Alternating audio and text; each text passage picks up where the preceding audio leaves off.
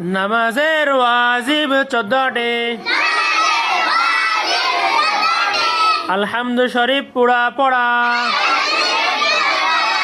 আলহামদুর সঙ্গে সূরা মিলানো,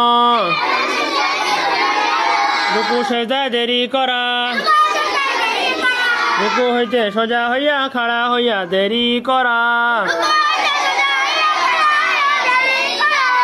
দুই সেজদার মাঝখানে সোজা হইয়া বসিয়া দেরি করা,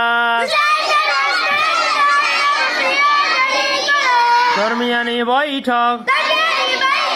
দোনো বৈঠকে আত্তাহিয়াতু পড়া, ইমামের জন্য কিরাত আস্তে এবং জোরে পড়া,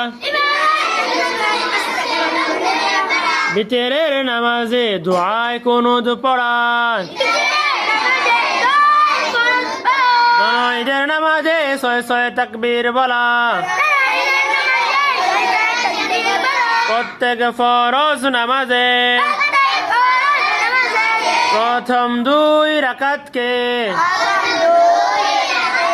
কিরাতের জন্য নির্ধারিত করা, প্রত্যেক রাকাতের ফরজগুলির তারতিব ঠিক রাখা, প্রত্যেক রাকাতের ওয়াজিবগুলির তারতিব ঠিক রাখা,